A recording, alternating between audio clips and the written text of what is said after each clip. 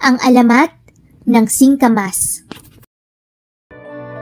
Noong unang panahon, sa isang malayong bayan, mayroong naninirahan na magkasintahan na nagngangalang Singka at Amas.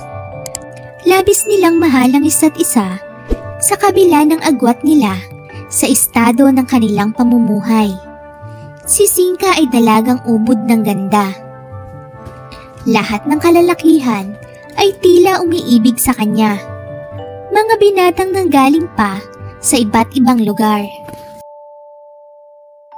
Mayayaman at may sinabi sa buhay, ngunit sa kabila nito, wala man lang siyang napusuan. Si Amas naman ay isang binatang may simpleng pamumuhay.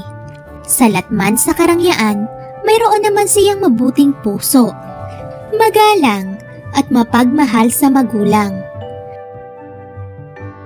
Ang kanyang pamilya ay nakikisaka sa lupain ng ama ni Singka.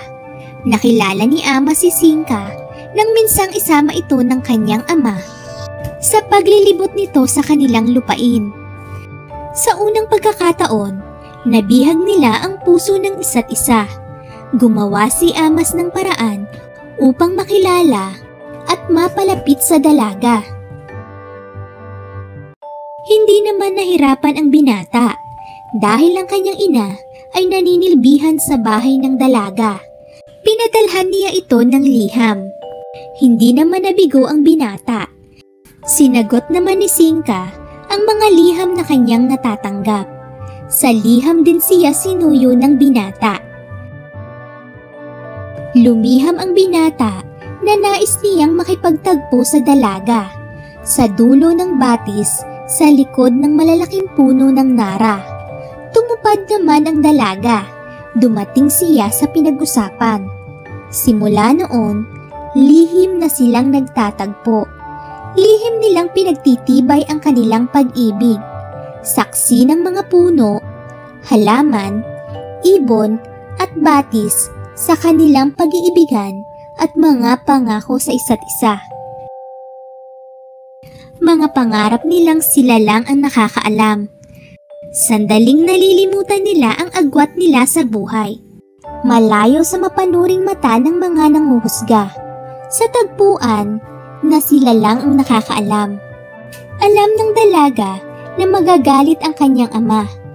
Ang nais ng kanyang ama ay mapangasawa niya ang binatang nanggaling sa angkan ng may kaya sapagkat nag-iisa siyang anak. Dumating ang araw na kanilang kinatatakutan. Walang lihim na maitatago habang buhay. Natuklasan ng ama ng dalaga ang lihim nilang relasyon. Galit na galit ang ama ni Singka. Hindi na pinayagan pang makapasok ang ina ni Amas sa kanilang bakuran.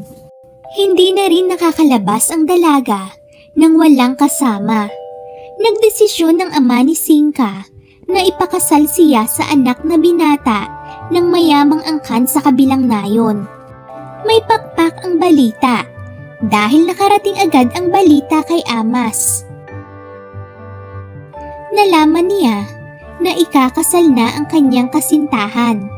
Pinilit ni Amas na tumutol sa kasal at ipaglaban ang pagmamahalan nila ni Singka. Isang gabi, bago ang kasal ni Singka sa binatang taga-nayon, ay itinanan ni Amas ang dalaga. Walang pag-aatubiling sumama si Singka sa kanyang minamahal sapagkat hindi niya nakikita ang sarili sa piling ng ibang lalaki. Plano nilang pumunta sa nayon sa likod ng bundok, ngunit kailangan nilang tumawid sa isang ilog. Ang ilog na iyon ay hindi natatawiran tuwing may ulan sapagkat malakas ang agos. Sa isang maliit na kubo, malapit sa bundok at di kalayuan sa ilog, naisipan nilang magpalipas ng gabi. Walang tao sa kubong iyon. Marahil ay lumipat na ang dating may-ari. Matapos makapagpatuyo ng damit, ay masayang nag-usap ang magkasintahan. Pinag-usapan nila ang kanilang magiging buhay, ang plano nila sa kanilang magiging pamilya. Ang mata nila'y nangingislap at puso nila ay napupuno ng ligaya habang iniisip nila ang bagong yugto ng kanilang buhay. Mahirap magsimula sa wala, ngunit kung magkasama naman sila sa hirap at ginhawa ay kakayanin nila ang anumang pagsubok na darating. Sa kailaliman ng gabi, habang patuloy na lumalakas ang ulan, ay isang malakas na ingay ang narinig. Gumuho pala ang isang bahagi ng bundok at natabunan ng lupa ang kubong sinisilungan ni Nasingka at Amas. Nalibing ng buhay ang magkasintahan habang sila ay tulog at magkayakap. Hindi na naisalba ang magkasintahan at napagkasunduan ng makita ang guho kinabukasan na hindi na rin huhukayin ang kanilang mga labi at hayaan na lamang na magkasama sila sa kanilang himlayan. Ilang buwan nang lumipas, isang kakaibang tanim ang natagpuan ng mga taong bayan sa lugar na iyon. Binunot nila ito sa pag-aakalang ito ay isang kakaibang damo, ngunit laking gulat nila nang may mga bunga ito sa ilalim ng lupa. Sabi ng mga tao, hugis puso ang mga ito na nagpapaalala sa pagmamahala ni Nasingka at Amas. Ang balat naman nito ay nagpapaalala sa kakisigan ni Amas. At ang maputi nitong laman ay nagpapaalala sa kagandahan ni Singka.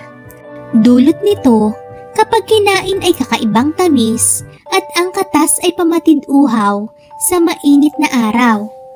Mula noon, tinawag nila itong singkamas bilang pag-alala sa walang hanggang pag-iibigan ni Nasingka at Amas.